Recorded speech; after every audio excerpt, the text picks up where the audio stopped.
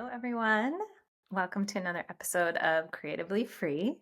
I'm your host, arielgrace, and today I have the pleasure of a reunion with someone that was very dear to me, who introduced me to a path of ontological coaching with Newfield Network that I ended up studying. And here we are years later, reconnecting around creativity. So it's really neat.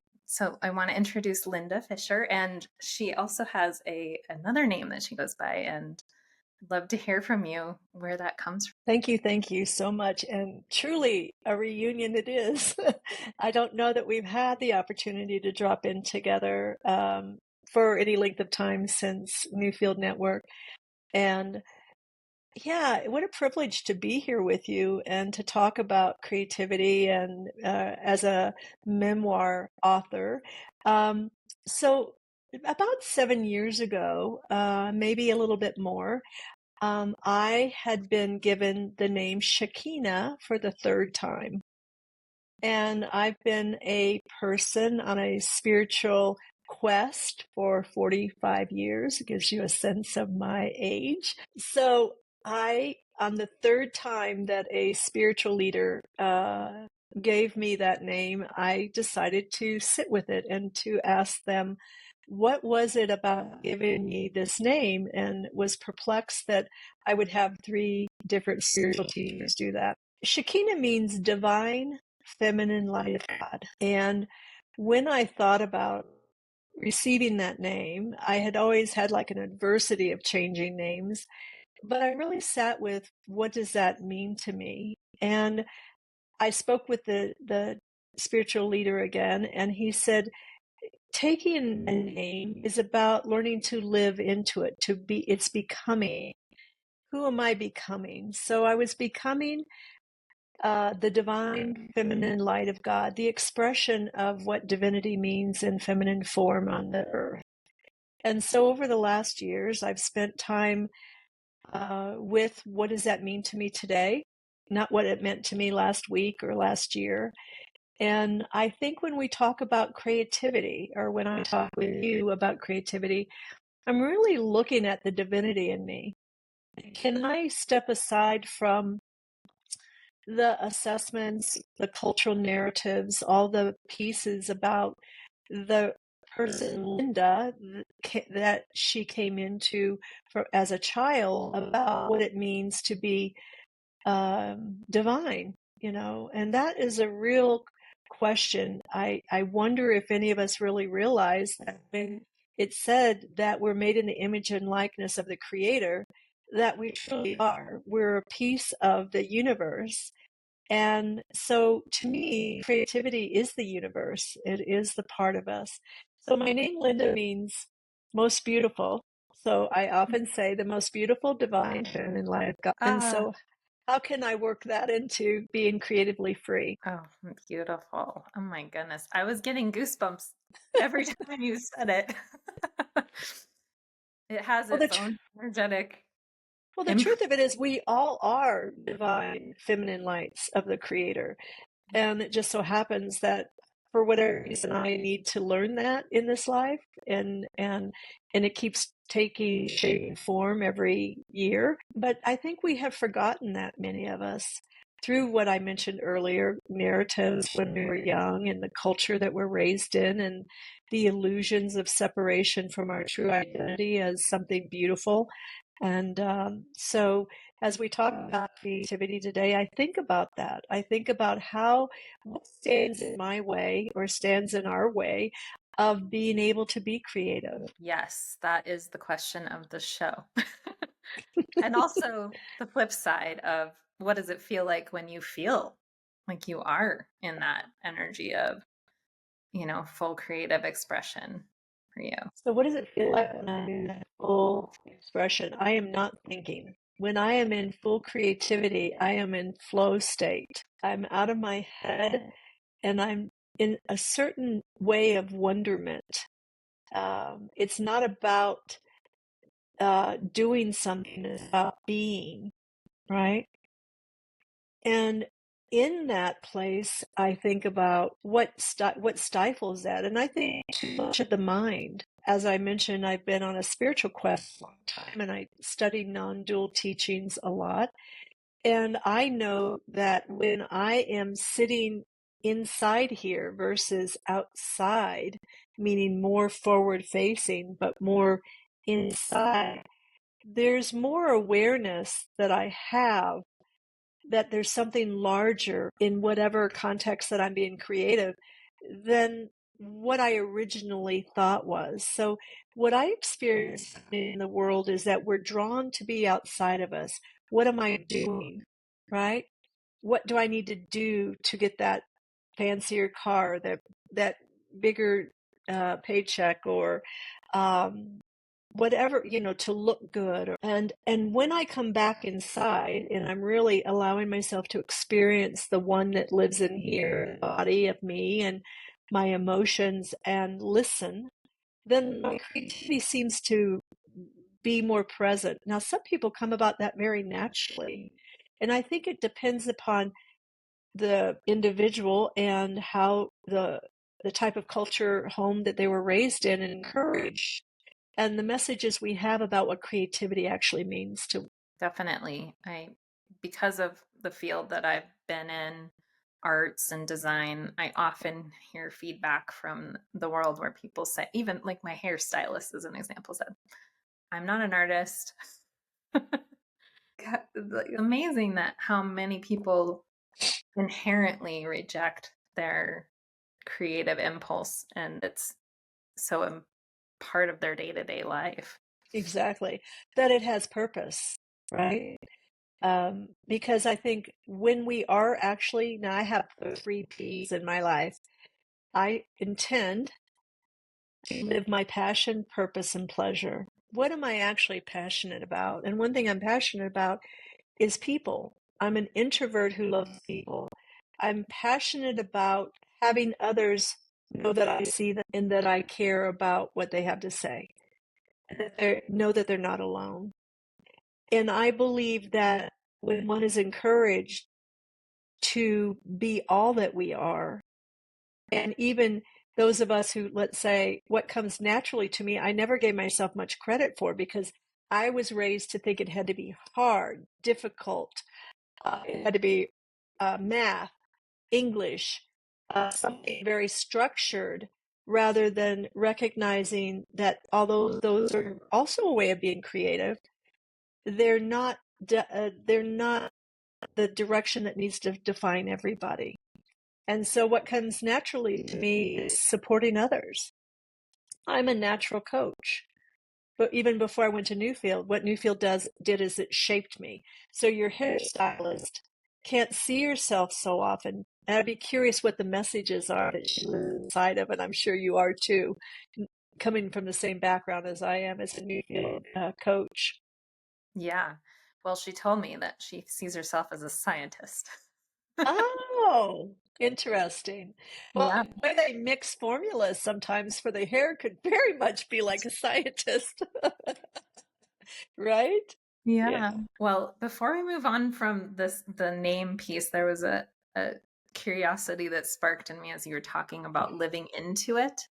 Yes. Um, I also have relate to this around my own name, especially having the name Grace, which is really common. A lot of people have some kind of, either religious or spiritual passed down name. And I think parents often intend that, right? And they're hoping to give opportunity even through that aspect before they Right. even meet the soul.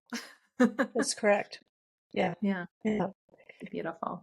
Yeah, I know my birth name has some meanings. Linda means most beautiful. I know that I carry a middle name, Louise, who was my mother, my godmother. And I think there was an intention in that there was a love right there between my mother and my godmother and care. I often wonder when we're talking about creativity today, and it just arose inside of me based on this name giving, and is that in itself is creativity. And I think we in the USA, particularly, I'm going to speak up because I live here, um, traditions and um, ceremonies and such are not so respected in families and such. I think the fact that we've lost sight of ceremony and traditions is some of the glue that keeps families grounded. Like holidays used to be a very sacred, grounded tradition for many, and I think we're losing that. It was loose in comparison to many other cultures, but definitely a way of bringing family together. So when I think of creativity, that happens in so many domains, not just in the domain of writing a book, but it happens, I think, in traditions that we create. Yeah. And this what's interesting is I'm noticing an evolutionary conversation around communal creativity or communal art. And Mhm. now you're kind of bringing in not only the cultural but the inherited and ancestral piece of that in this conversation, which I, at least for me, and also being in the US, is something that I have to very actively pursue. It's my ancestral heritage and rituals that, my grandparents helped a little, but I think we have a longing in us that something's missing in those areas, and it's been passed down through storytelling too, which is a very creative aspect that sometimes is getting lost from Absolutely. generations. Absolutely. And I do think that when I live more from the outside, when I'm in that mode of more forward movement instead of moving from the inner, I lose touch with the finer points in life, the subtleties. I live predominantly in northern New Mexico on a ranch in a sustainable eco village that I helped co-found 8 years ago. And up until 2 years ago, we had a retreat center, and there was a lot of creativity that came from there, and a lot of different um, cultures that came through and customs that we experimented with. I studied the Lakota Path for decades, which, embodied in there when you are 13 years old, there's a rites of passage for a young man, and for a woman has their own rites of passage. There's Vision Quest, which is called Hamleches, which means crying for a vision. So you Mm, go out into the forest and you begin to look inward to find purpose and guidance. And I think that the churches were meant to do, but right now, I think the best each one of us can do is do it our part, which is I think this podcast does, is let's talk about what might be potentially possible to find that spark inside that gives the person the courage to, and it takes courage to create. It takes courage to, um, I think, well, I know I did. I thought, okay, if I create something, it's got to be good. Well, what if it isn't pleasing to somebody else? Does that mean it's not good? Well, the right answer, I believe, is that doesn't mean that. But our cultural narrative is that you have to be right. If you're not right, you're wrong. It has to be good. You're not. You would be bad. And creativity, when done authentically, just out of what is arising inside the person, is ultimately perfection from mm, my assessment of it. And so I say, this is all coming up firsthand with you. I haven't taken it to all these levels, but as an elder, I'm beginning to understand everything is made up. What mm, is in fashion is made up. What enters is made up. Um, you know, we don't question how we live and why we do something that somebody else told us is the right way if it actually fits what's inside of us. And so I think that happens with creativity. Messages come along, like I remember being told I couldn't sing well, and there's those messages around that.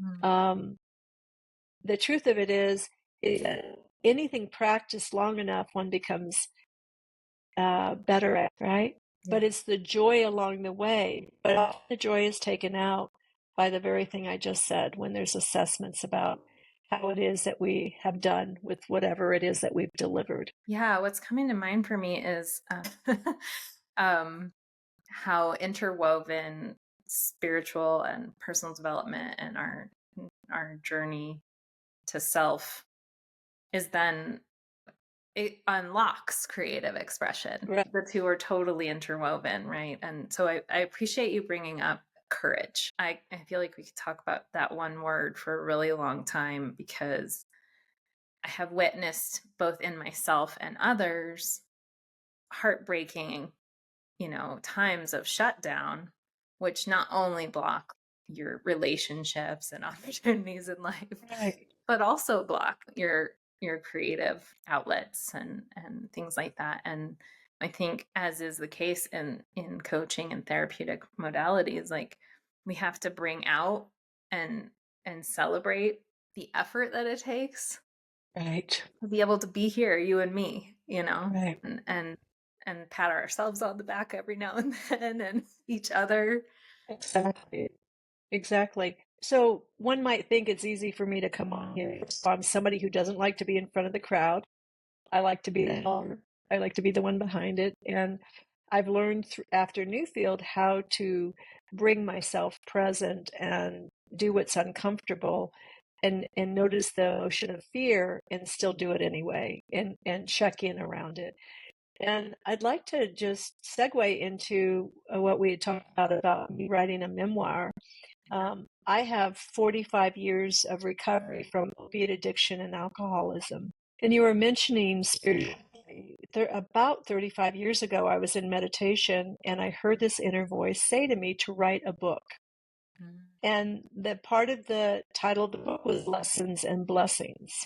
And so for 30 years or, whatever amount of time it had been, I thought about it off and on, and my story was the words I used was, I'm not a writer, I don't journal every day, blah, blah, blah, blah.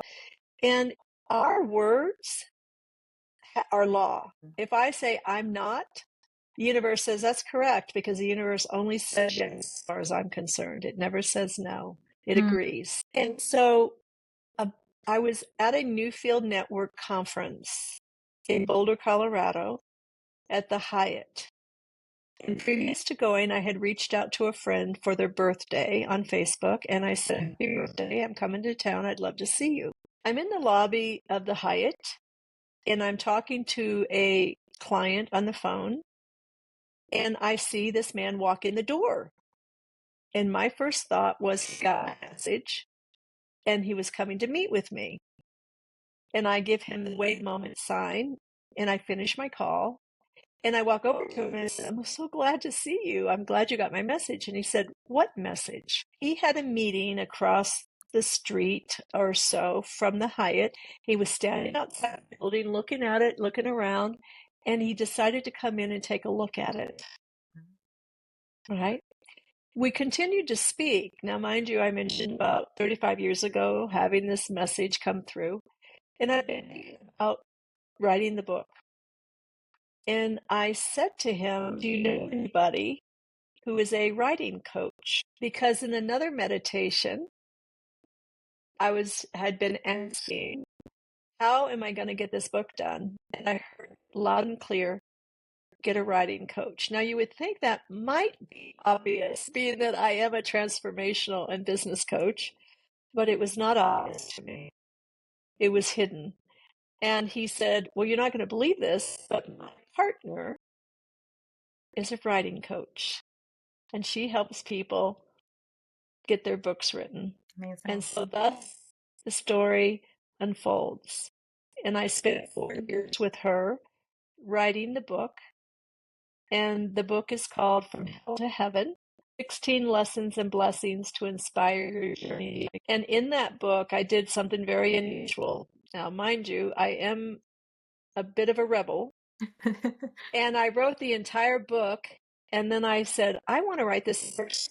And she said, you're not supposed to do that. And I said, who says so? High five. So I went through the entire book and edited it and wrote it in the first person because it is my story. And something I also did is remember that I received the words lessons and blessings. So I write a story. And the idea of the book was I wanted people to understand that addiction is a cover for trauma, that I wasn't a bad person. I was somebody that was hurting so deeply that she was willing to do almost anything to stop the pain. And thus, I went into the beginning of my journey, which I had a near-death experience, an NDE, where I died on the operating table, which is how I started the book. And then after every story, there's a lesson and blessing. What was the lesson of the story? And what was the blessing that came from it? And I took people through my journey of diving into addiction and how I found my way out. That's why I cried for 4 years. It was not easy to relive some of the most dark times of my life. And yet, at the same time, I'm not that person today. But the creativity that came out of that was I alchemized that emotional energy on a different level. And I think that's what art does. It alchemizes energy that we have. And when I think of energy, I think of the emotion of the energy, right? I'd done a lot of emotional work. I'd been in recovery by that time, over 30 some years. And yet there was still that when you start to talk about what the house looked like, and you're describing it, and the house of mirrors, the money house of mirrors, it then becomes very real again. And another layer of somatic energy unfolded. And then it allowed for more of me to be present so that I have more creativity now. And I think that's how unfoldment happens or growth happens. Speaking of courage, right? A memoir is, as a healing path, is ultimate commitment to courage. And I don't know if folks have heard of EMDR or other healing modalities. Yeah, This is like just all in. truly. And if I would have known when I started, I probably would have backed out because I really didn't think I would be that emotional. But I also have been descriptive, right? I would tell a story or I would do some work, but I wasn't looking into the texture of the event and the colors and the houses and the, relationships and such. So creativity and freedom, I think freedom comes from meeting that place that's uncomfortable. Creativity is all of that, just like love or relationships. Yeah. Creativity is a relationship to something bigger, I think, than ourselves.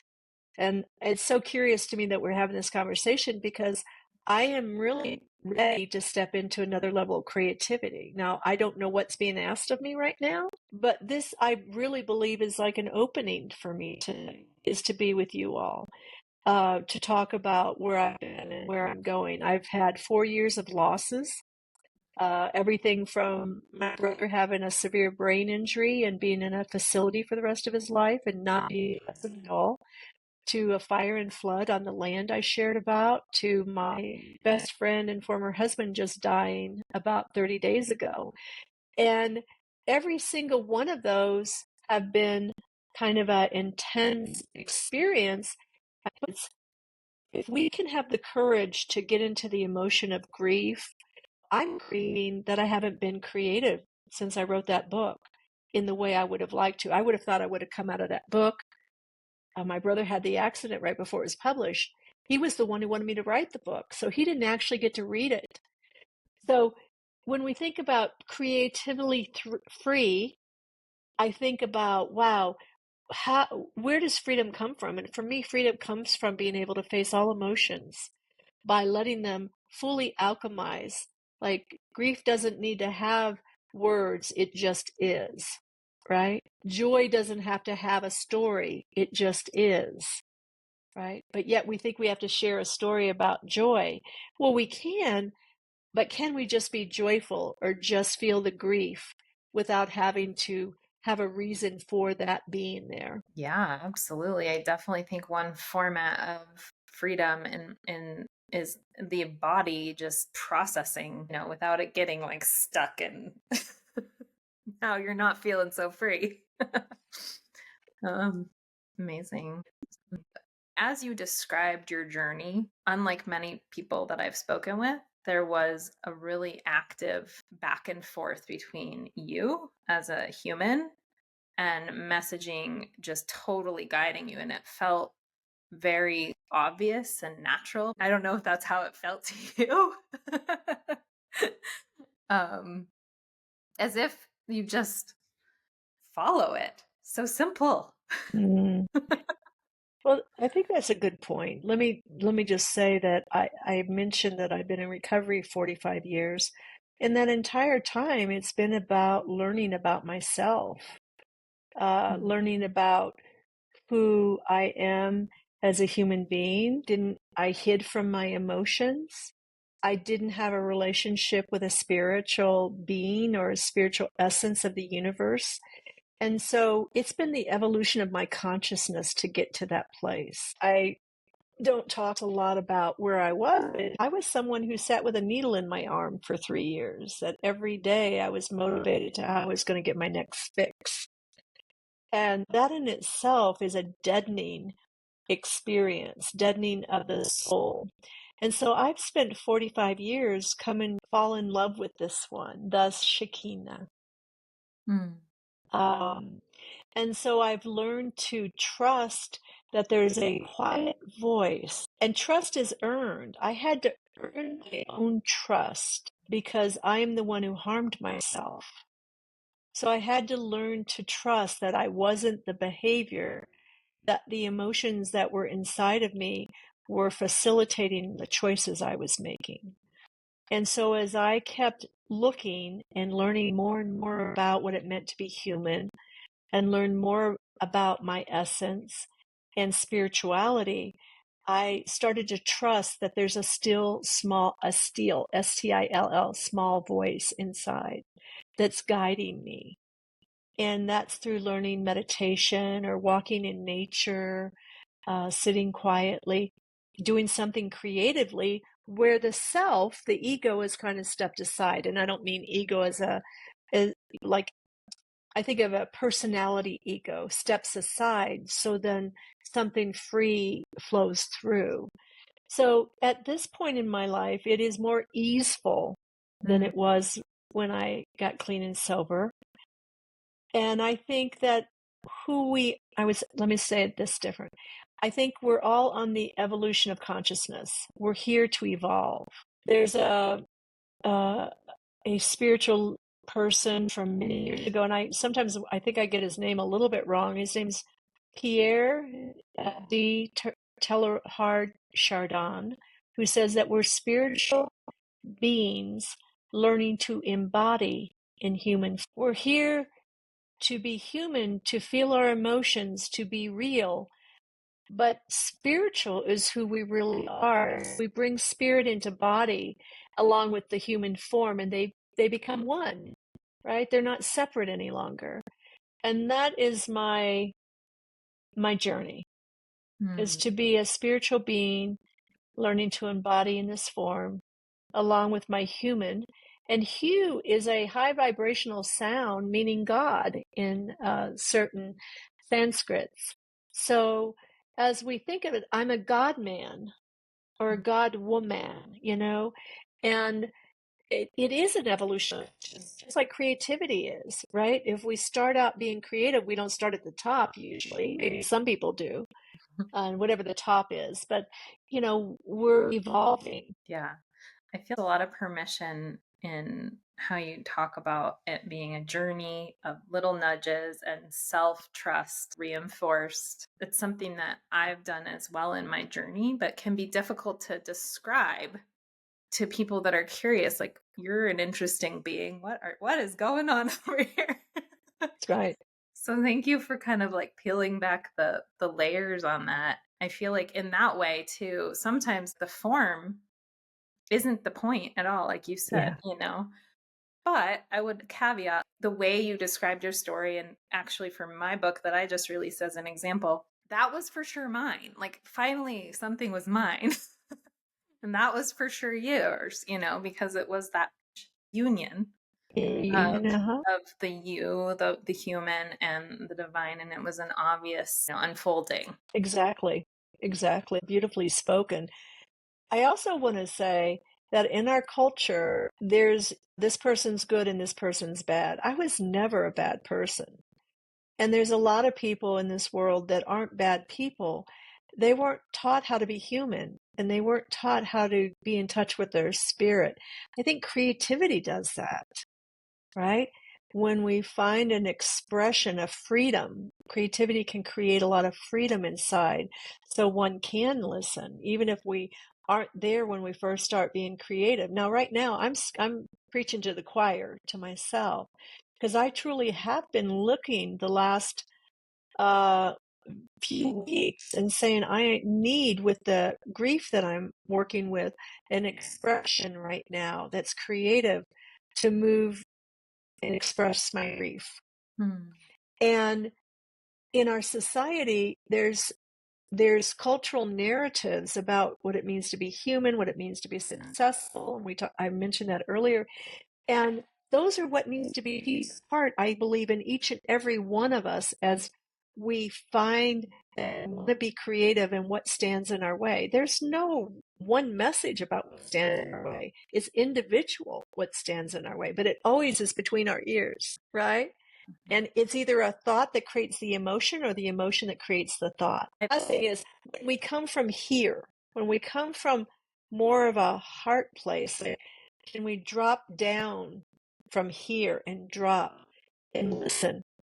Maybe all we hear is a thump, thump, thump, and then we hear a thump, a thump, and then all of a sudden something else becomes expressed, and maybe it's a harsh stroke on a piece of paper, or maybe it's a color, but we can begin wherever we are with whatever's going on. And Hmm. that is creative because it's something different than what we produced previous to that moment. So much permission in so many things that you share. One, you reminded me of sometimes I'm hard on myself because I feel like my artist, I call it my artist, can be very extremist actually, and wants to do all in, right? Like if I'm going to learn photography, it's got to be all. But people take this to with working out. I'm not going to work out because I need an hour a day or whatever. It can be many formats. But I've learned through this process that you're talking about, like I've written poetry on conference calls because I had to, right? You just like let it eke out, doodle. And just the starting, like the artist's way talks about writing in your journal every day and you're just getting anything out because you're starting that you're turning on the faucet a little bit and nothing cool maybe comes out right away. But it turns it on, Yeah. right? And then it starts to cultivate and move. Hmm. And you And then what really reminded happens? And then what happens when somebody turns it on and then they turn it off again and then they start telling themselves, well, see, you're not very good. You stopped. You didn't write every day. So it's all or nothing, right? I got to write every day because it says so. Or I wrote this many days, which is greater than what I've ever done before. And I stopped this many days. So what? I started again, right? It's like, yes. it's that again, what is the story we have around what we are doing or aren't doing and how we're doing it?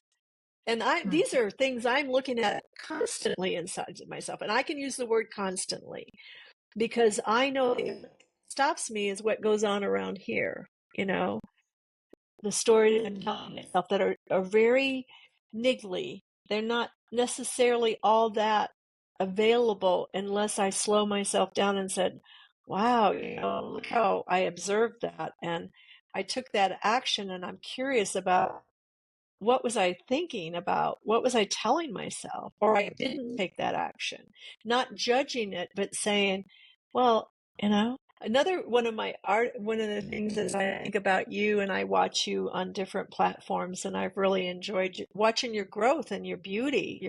You're gorgeous and you shine. Is that it comes out in our eyes and our clothes, how we dress, and how articulate we are. Believe it or not, I used to never speak. When I got sober, you couldn't get me to say a word. So me learning to conversate has been a process because I didn't know what I like. Mm, I didn't know who I am because I was raised in a very military family for 26 years with alcoholism in the family. And one would need to stifle themselves because you don't want to be seen because something might happen if you were seen. And that is a great stifler for creativity. When you also be raised in a beautiful family where there was love, but where there's lots of gregarious love, right? And a lot of, but almost to a fault, where it felt like I had to be, one had to be perfect. So no matter where we come from, we have narratives. We have to kind of like say, can I play with these as if they are something to explore and be in awe of, that they could have an impact on me. And if they have that impact and I learned it, then I can unlearn it and learn something new. And that's the journey I'm on. What amazing. can I unlearn so I can learn something new? I love that you shared about we have to learn to be human. Like Oh, yeah. it's such a like innocent thing to say. It just like touches me really deeply. It's just simple and impossibly hard and beautiful. And I'm giving people permission. I would not be where I am today if I hadn't made all the sort of mistakes and successes. And I used to think that if I was going to be successful in this world, I would get married and have children, and I'd be married 50 years and blah blah blah. That's the culture I was raised in. That hasn't happened that way. I've been married twice to two beautiful men who I still, well, the one just passed and he was my best friend. And the other one still remains close in my heart. But I didn't do that. My journey has been evolutionary. It has been about becoming. It has been about what can I learn so I can share it with others, so I can give them permission, right? Permission of the love in my heart, the knowledge that anything is possible if you have a desire to learn, if you have a desire to be curious, if you have a desire to um, look at new possibilities. And I always tell people when you meet me, you will have no idea unless you read my book where I've been. But I said, I've been to the den of ill repute. I will meet you at the door of hell, but I won't go back in it with you. Yes. Yes. If you're in hell, which the experience that I have had of that is very dark and immutable and not movable often, different sorts of feelings like that. How do you find a spark?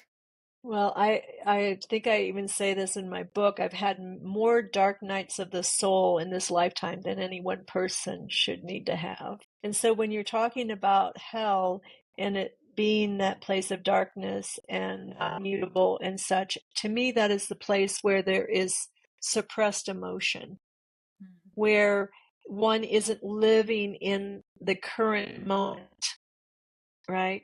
They're they're in a emotion that has a depth of and texture of pain and not being able. It's almost like I always said it was ashy.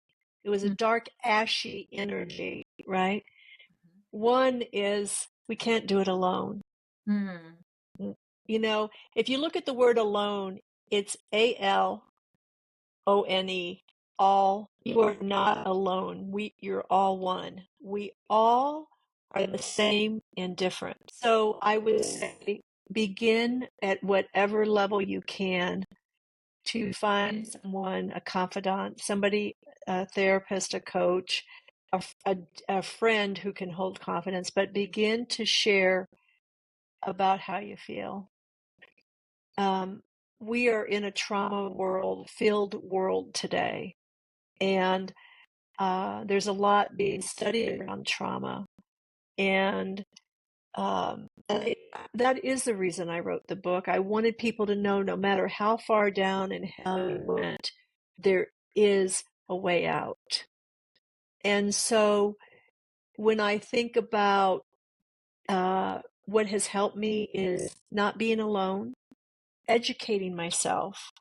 If you look at what alcohol and drugs do to people, or food addiction, sex addiction, shopping addiction, it it while you're doing it, you're getting a dopamine rush. But when you're not doing it, you can't no longer get that dopamine activated on your own. And so you have to do the behavior again.